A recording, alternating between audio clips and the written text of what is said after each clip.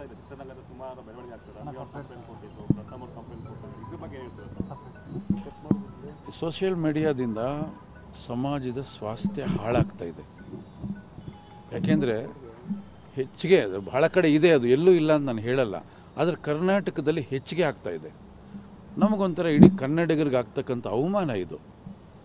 ನೀವು ಕಮೆಂಟ್ಸ್ ಮಾಡಿ, ನಿಮಗೆ ಅಭಿವ್ಯಕ್ತಿ ಸ್ವಾತಂತ್ರ್ಯ ಇದೆ, ಆದರೆ ಒಂದು ಚೌಕಟ್ಟಿದೆ, ನಾಗರಿಕತೆ ಅನ್ನೋ ಒಂದು ಚೌಕಟ್ಟಿದೆ.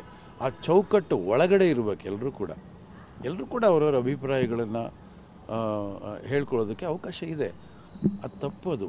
ನಾವು ಇಷ್ಟ ಬಂದಾಗೆ ಕೆಲಸ ಇಲ್ಲ ಅಂತ ಕೂತ್ಕೊಂಡು ಸೋಷಿಯಲ್ ಮೀಡಿಯಾಗಳಲ್ಲಿ ಯಾರ್ಯಾರ ಬಗ್ಗೆನೋ ಏನೇನೋ ಮಾತಾಡಿಕೊಂಡು ಏನೇನೋ ಮೆಸೇಜ್ಗಳು ಹಾಕ್ಕೊಂಡು ಬೇರೆಯೊಬ್ಬರನ್ನ ತೇಜೋವಧೆ ಮಾಡೋದ್ರ ಜೊತೆಯಲ್ಲಿ ಬೇರೆ ಬೇರೆ ಸಂಬಂಧಗಳನ್ನು ಹಾಳು ಮಾಡೋದಿದು. ಯಾಕೆಂದರೆ ಇವತ್ತು ನಾನು ಉದ್ಯಮದಲ್ಲಿ ಎಲ್ಲರ ಜೊತೆಯಲ್ಲೂ ಚೆನ್ನಾಗಿದ್ದೀನಿ, ಎಲ್ಲರ ಜೊತೆಯಲ್ಲೂ ನಾನು ಕೆಲಸ ಮಾಡಿದ್ದೀನಿ, ಎಲ್ಲರೂ ನನ್ನನ್ನು ಭಾಳ ಗೌರವಿಸ್ತಾರೆ, ನನ್ನ ಸಂಬಂಧ ಎಲ್ಲರ ಜೊತೆಯಲ್ಲೂ ಚೆನ್ನಾಗಿದೆ.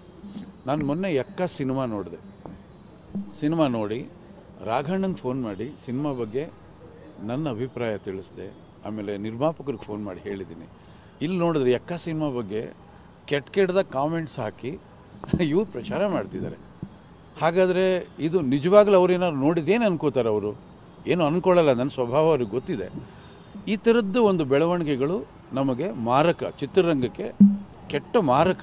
ಇದನ್ನು ತಡಿಬೇಕು, ನಿಲ್ಲಿಸಬೇಕು. ಇದನ್ನು ನೀವು ಕೂಡ 3 ದಶಕ ಆಯ್ತು ಫ್ಯಾನ್ಸ್ ಬರೋದು ಇಟ್ಟಿದೆ, ಅದು ಅವ್ರ ನಾಯಕ ಇವ್ರ ನಟ ಅಂತೇಳಿ. ಅದೇ ಇತ್ತೀಚೆಗೆ ಆಗ್ತಂತ ಫ್ಯಾನ್ಸ್ ಬರೋದು ನೋಡಿದ್ರೆ ಎಲ್ಲೋ ಒಂದು ಕಡೆ ಬೇರೆ ದಿಕ್ಕಿಗೆ ಹೋಗ್ತಾರೆ ಚಿತ್ರರಂಗ ಅಂತ.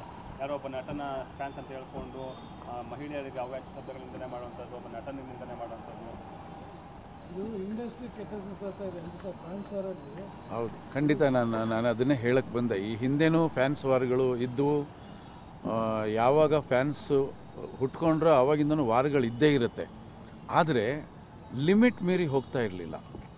ಇದು ಅತಿರೇಕಕ್ಕೆ ಹೋಗ್ತಾ ಇದೆ. ಯಾವ ಮಟ್ಟಕ್ಕೆ ಅಂದರೆ ಹೇಳ್ಕೊಳ್ಳೋಕೆ ಅಸಹ್ಯ ಆಗುತ್ತೆ, ಅಷ್ಟು ಮಟ್ಟಕ್ಕೆ ಹೋಗ್ತಾ ಇದೆ. ಅದು ಆಗಬಾರ್ದು. ಕನ್ನಡ ಚಿತ್ರರಂಗದಲ್ಲಿ ಈ ಥರದೊಂದು ಬೆಳವಣಿಗೆ ಇಡೀ ಕನ್ನಡಿಗರಿಗೆ ಮಾಡ್ತಕ್ಕಂಥ ಅವಮಾನ.